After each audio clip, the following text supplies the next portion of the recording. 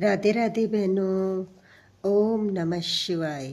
आज हम सुनेंगे मासिक शिवरात्रि व्रत की पूजा विधि और कथा।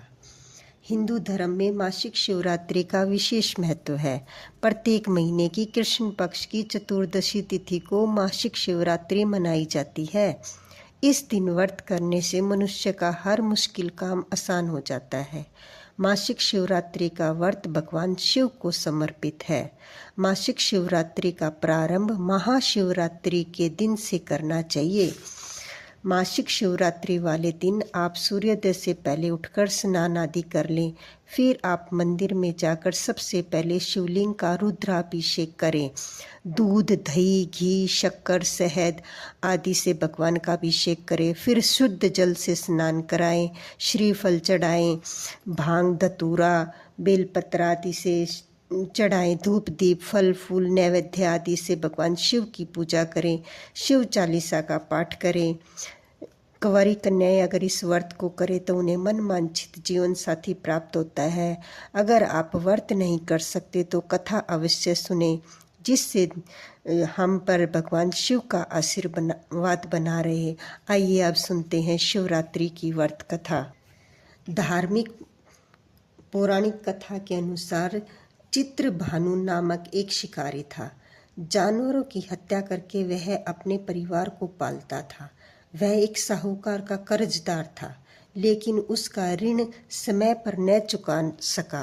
क्रोधित होकर साहूकार ने शिकारी को शिव मठ में बंदी बना लिया। संयोग से उस दिन शिवरात्रि थी। शिकारी ध्यानमग्न होकर शिव संबंधी धार्मिक बातें सुनता रहा। चतुर्दशी को उसने शिवरात्रि की व्रत की कथा भी सुनी। शाम होते ही साहूकार ने उसे अपने पास बुलाया और ऋण चुकाने के विषय में बात की। शिकारी अगले दिन सारा ऋण लौटा देने का वचन देकर बंधन से छूट गया। अपनी दिनचर्या की भांति वह जंगल में शिकार के लिए निकला, लेकिन दिन भर बंदी गृह में रहने के कारण भूख प्यास से व्याकुल था। शिकार खोजता हुआ वह बहुत दूर निकल गया। जब अंधकार हो गया तो उसने विचार किया कि रात जंगल में ही बितानी पड़ेगी।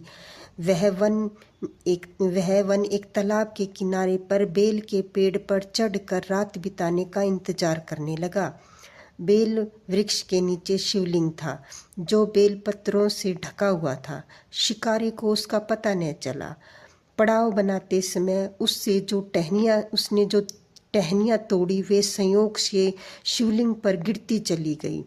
इस प्रकार दिन भर भूख प्यास शिकारी का व्रत भी हो गया और शिवलिंग पर बेलपत्र भी चढ़ गए।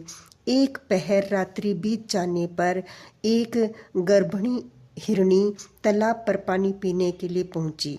शिकारी ने धनुष पर तीर चढ़ाकर ज्यों ही प्रत्यंचा खींची, हिरणी बोली, मैं गर्भिणी हूँ, शीघ्र ही प्रसव करूंगी।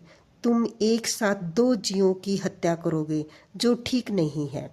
मैं बच्चे को जन्म देकर शीघ्र ही तुम्हारे समक्ष प्रस्तुत हो जाऊंगी, तब मार लेना। शिकारी ने प्रत्यंचा ढीली कर दी और हिरणी जंगल की झाड़ियों में लुप्त हो गई। प्रत्यंचा चढ़ाने और ढीली करने के वक्त कुछ बेलपत्र अनायास ही टूटकर शिवलिंग पर गिर गए। इस प्रकार उससे अनजाने में ही प्रथम पहर का पूजन भी संपन्न हो गया। कुछ देर बाद एक और हिरणी उधर से निकली। शिकारी की प्रसन्नता का ठिकाना न रहा। समीप आने पर उसने धनुष पर बाण चढ़ाया। तब उसे देख हिरणी ने विनम्रता पूर्वक निवेदन किया कि हे शिकारी, मैं थोड़ी देर पहले ऋतु से निवृत्त हुई हूँ, कामातुर विरहिणी हूँ, अपने प्रिय की खोज में भटक रही हूँ। मैं अपने पति से मिलकर शीघ्र ही तुम्हारे पास आ जाऊंगी। शिकारी ने उसे भी जाने दिया। 2 बार शिकार को खोकर उसका माथा ठनका। वह चिंता में पड़ गया। रात्रि का आखिरी पहर बीत गया। इस बार धनुष से लगकर कुछ बेलपत्र शिवलिंग पर जा गिरे तथा दूसरे पहर की पूजा भी संपन्न हो गई। तभी एक अन्य हिरणी अपने बच्चों के साथ उधर से निकली। शिकारी के लिए वह अवसर था। उसने धनुष पर तीर चढ़ाने में देर नहीं लगाई। वह तीर छोड़ने ही वाला था कि हिरणी बोली, हे शिकारी, मैं अपने बच्चों को इनके पिता के हवाले करके लौट आऊंगी, इस समय मुझे मत मारो। शिकारी हंसा और बोला, सामने आए शिकार को छोड़ दूं? मैं ऐसा मूर्ख नहीं। इससे पहले मैं 2 बार अपना शिकार खो चुका हूँ। मेरे बच्चे भूख प्यास से व्याकुल हो रहे हैं। उत्तर में हिरणी ने कहा कि जैसे तुम्हें अपने बच्चों की ममता सता रही है, ठीक मुझे भी। हे शिकारी, मेरा विश्वास करो, मैं इन्हें इनके पिता के पास छोड़कर तुरंत लौटने की प्रतिज्ञा करती हूँ। हिरणी का दुख भरा स्वर सुनकर शिकारी को उस पर दया आ गई। उसने उस मृग को भी जाने दिया। शिकार के अभाव में तथा भूख प्यास से व्याकुल शिकारी अनजाने में ही बेल वृक्ष पर बैठा बेलपत्र तोड़ तोड़ कर नीचे फेंकता जा रहा था। पो फटने को हुई तो एक हष्ट पुष्ट मृग उसी रास्ते पार आया। शिकारी ने सोच लिया कि इसका शिकार वह अवश्य करेगा। शिकारी की तनी प्रत्यंचा देखकर मृग विनीत स्वर में बोला कि हे शिकारी, यदि तुमने मुझसे पूर्व आने वाली 3 मृगणियों तथा छोटे बच्चों को मार डाला है तो मुझे भी मरने में कोई विलम्ब न होगा, ताकि मुझे उनके वियोग में एक क्षण भी दुख न सहना पड़े। मैं उन हिरणियों का पति हूँ। यदि तुमने उन्हें जीवन दान दिया है तो मुझे भी कुछ क्षण का जीवन दान देने की कृपा करें।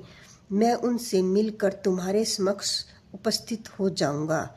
मृग की बातें सुनते ही शिकारी के सामने पूरी रात का घटना चक्र घूम गया। उसने सारी कथा मृग को सुना दी। तब मृग ने कहा, तीनों पत्नियां जिस प्रकार प्रतिज्ञाबद्ध होकर गई हैं, मेरी मृत्यु से उन्हें धर्म का पालन नहीं कर पाएंगी। अतः जैसे तुमने उन्हें विश्वास पात्र मानकर छोड़ा है, वैसे ही मुझे भी जाने दो। मैं उन सबके साथ तुम्हारे सामने शीघ्र ही उपस्थित होता हूँ। शिकारी ने उसे भी जाने दिया। इस प्रकार प्रातः हो आई। उपवास, रात्रि जागरण तथा शिवलिंग पर बेलपत्र चढ़ाने से अनजाने में ही शिवरात्रि की पूजा पूर्ण हो गई।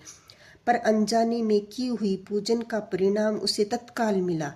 शिकारी का हिंसक हृदय निर्मल हो गया, उसमें भगवत शक्ति का वास हो गया। थोड़ी ही देर बाद मृग परिवार शिकारी के सामने उपस्थित हो गया ताकि वह उसका शिकार कर सके, किंतु जंगली पशुओं की ऐसी सत्यता, सात्विकता एवं सामूहिक प्रेम भावना देखकर शिकारी को बड़ी ग्लानि हुई। उसने मृग परिवार को जीवन दान दे दिया। अनजाने में शिवरात्रि के व्रत का पालन करने पर शिकारी को मोक्ष और शिवलोक की प्राप्ति हुई। ओम नमः शिवाय।